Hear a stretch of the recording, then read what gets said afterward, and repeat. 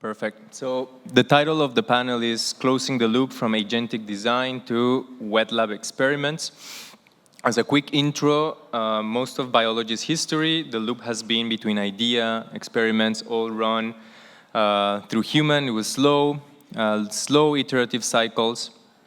And you have a hypothesis, you design an experiment, you build it, you test it, takes several weeks.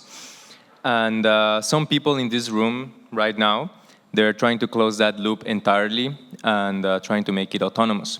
So I'm going to introduce our panel today. We have Julian Englert, CEO and co-founder of Adaptive Bio, the fastest cloud lab that lets protein designers experimentally validate their AI design proteins with essentially an API call. They've run large-scale open competitions where agents compete against human protein designers in the wet lab. We have Niko Alavi, PhD candidate at the Max Planck Institute for Molecular Genetics, machine learning researcher, and co-managing director of Nucleid, Germany, one of the most active people at the intersection of machine learning, genomics, and the next generation of biotech. And finally, sitting in the middle, we have Martin Carlson. He's been in applied AI for over a decade, back when it was just called machine learning. He's built literature review tools used by thousands of researchers and spent the last 4 years at the intersection of open source, AI, science, and programmatic funding. Now he leads applied AI at Molecule and most visibly in PepAI. Okay, let's get into it. I have a few questions that I want to ask individually, so feel free to also share other points of view in between all of you, but I want to start with Niko. So Niko, agentic systems have completely taken off in software. Coding agents, autonomous pipelines, we have now loop engineering, self-improving loops, and everyone's drawing now the parallel to biology. How realistic is that parallel? Where does it hold? Where does it completely break, especially when it hits the physical world? Yeah, I think it's a nice parallelism to draw because maybe most of us are familiar with agentic coding tools, use them day to day. And then the question is, how do you draw that connection to the physical world? So I think what's important, or what people discovered over the last year, you need some kind of feedback loop for these agents to work with, because otherwise, if they have no way to self-evaluate, then of course they also have no way to figure out whether they achieved the goal or not. And the quicker this loop is, the more autonomous these agents can run. Now in biology, I think there's some parts where this might work quite well. So experiments you can do quite quickly evaluate whether stuff worked or not. But there's also other parts. For example, if you work with stem cells or more in that direction, where the individual experiments might take not minutes or hours, but weeks to do. There you need to think a bit more what other sort of proxy things you can do to basically close that loop. And the other part is, of course, you somehow have to build the infrastructure like Adaptive is doing to really give a way for agents to interact with the physical world and plan and perform these experiments. And I think you give me the perfect intro to a question that I have for Julian on the lab infrastructure. So I think, Julian, right now there's a lot of excitement on automation, robots, cloud labs, API accessible infrastructure, but you're actually running a cloud lab, and the fastest.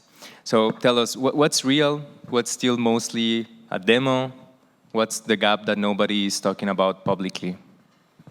Yeah, biology is hard. Wet labs are hard. I mean, I remember we met here like 4 years ago at the first DeSci Berlin, I think. It was 2022.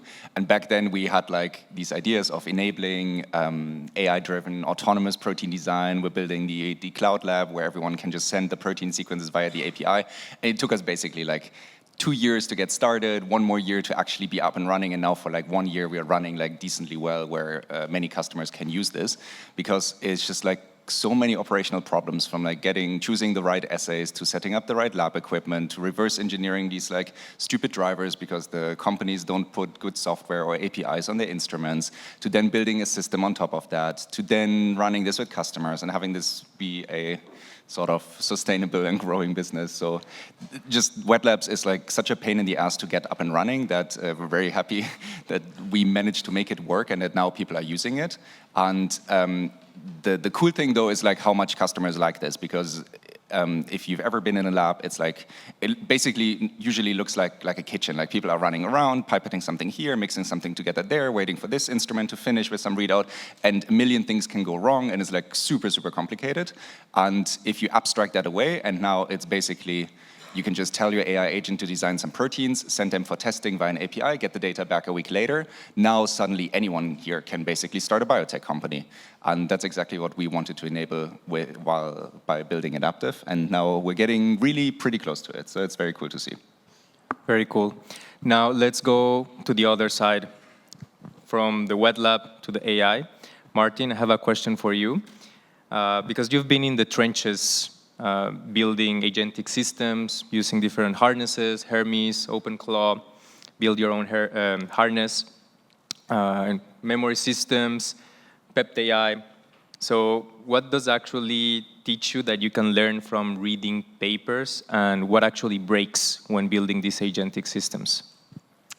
Yeah, so I think I just want to say we're also very happy that you've gotten to where you've gotten, because I think it's a big unlock for enabling what we're trying to do, because exactly to this theme of creating these agentic systems, I've been in this space for a long time, and I would say it's only as of November last year that really all the pieces landed to make what is now happening truly possible in terms of agentic driving of these systems. And so, yeah, I think where really in the weeds you get is kind of linked to what you were saying. You know, if you're trying to get into a space where agents are actually running experiments, then in today's world, you're still gonna, unless you're working with adaptive or a select other few, you're still gonna run into kind of the human delay, essentially. And so you can spend your time spinning wheels, testing different computational ideas, but in the end, I think the key focus for us now is how do we kind of close this loop, but do so to your theme of like how do you enable broader participation, create a template essentially of the current state of what protocols you can run where, understanding where the like time delay lives and so on, like building up the detailed know-how of what has and hasn't worked when running with different models. I think that's really where, when you put all the pieces together and you have a pipeline that goes through computational validation and then hands it off to the wet lab, like really getting in the details of what is specifically working or not working, I think is where you have the key unlock now, and then providing that as a template for others to be able to follow. Because otherwise, you can spend your time kind of ideating in a lot of different directions, especially with agents, because they're very good at supporting your ideas, even if they're not great ideas. So I think, yeah, that's kind of where we want to do a lot of our work. I think that especially me using agents, and now, you know, the first thing in the morning is like you open up your your CLI terminal with Codex or Cloud Code, and being able to realize that you need to verify 2 times, 3 times, 4 times to be able to be sure that the decision was actually real, especially retrieving information from databases. Now I have based off of that, I have a question for Niko. Because now as we're moving from AI and the big foundational models interested in digitizing biology, as well as companies like Anthropic buying Coefficient Bio without previous knowledge of what this company was doing, their stealth. At least I didn't find a lot of information when I tried. So I think the difference is that coding agents have near infinite training data, right? But data in biology is very sparse. It's difficult to find. It lies in different databases. It's not unified at all. And yeah, it's also the opposite. It's expensive. Feedback loops are weeks until now. And yeah, someone doing machine learning, genomics, does that asymmetry cap how far agents can go in the lab? Is there another way around it? Are we capped by this mismatch of unification? How are you thinking that on going forward? So I think it's worth thinking about what's the role of the agent, right? So the agent will not itself design a DNA sequence, a molecule, a protein. It will use other models, other specialized models that do this. So for example, I work a lot with DNA data to basically create synthetic DNA sequences that do certain properties. And then there are certain types of models that do this, like in the bigger ones are, for example, Informa, Borzoi, Alpha Genome recently came out, similar models for proteins.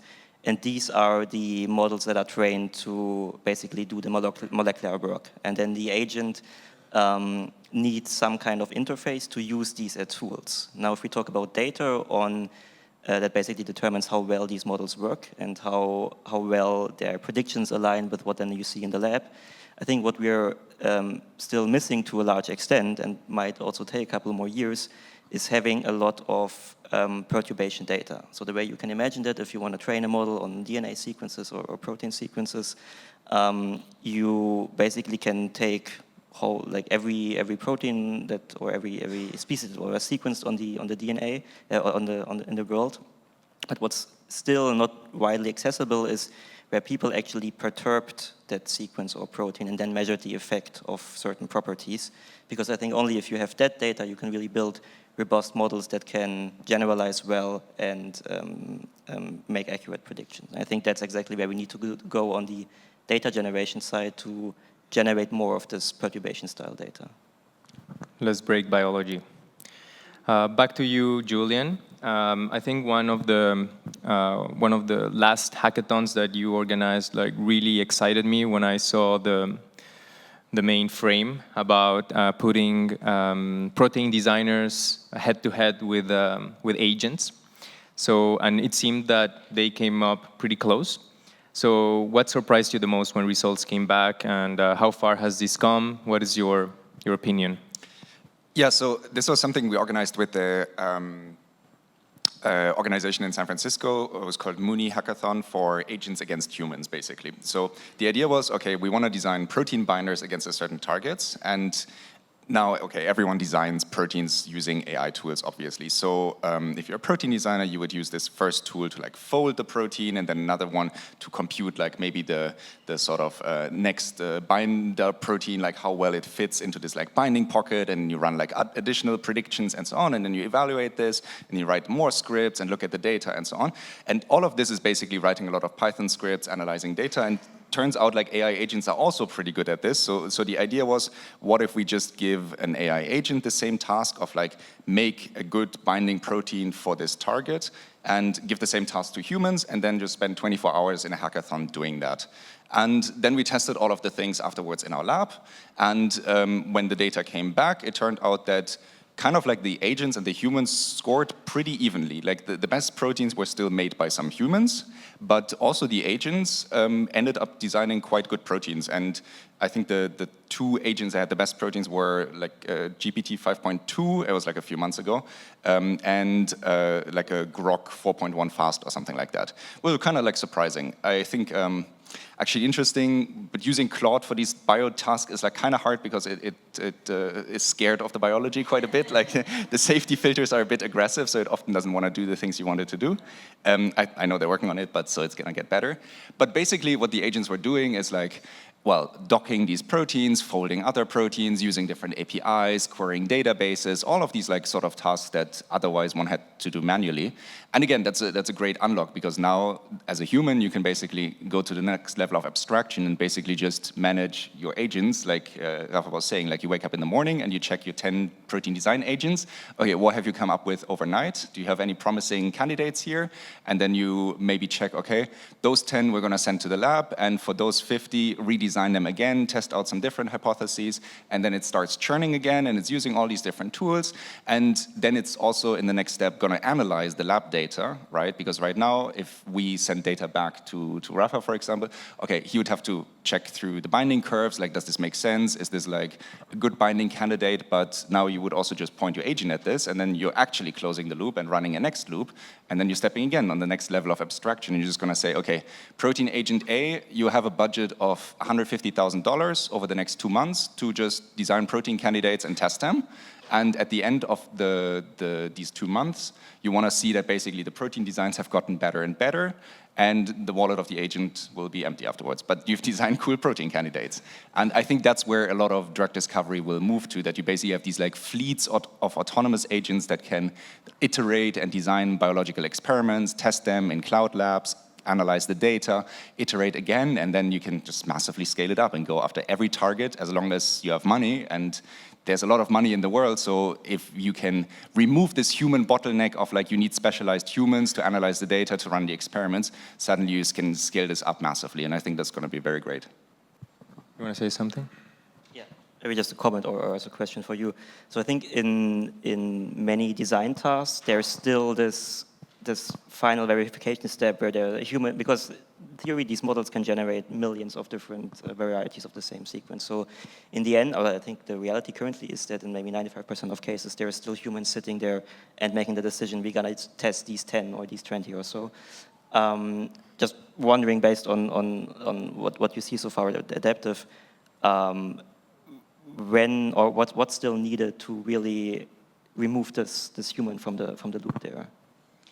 Yeah, I think it's mainly because if you are only, like if you have a budget to test like 10 or 20 designs or so, you actually kind of want to make sure that they are the best ones, and so humans still want to like take a look at them and have some sort of like, I don't know, maybe emotional bond with the proteins they're testing.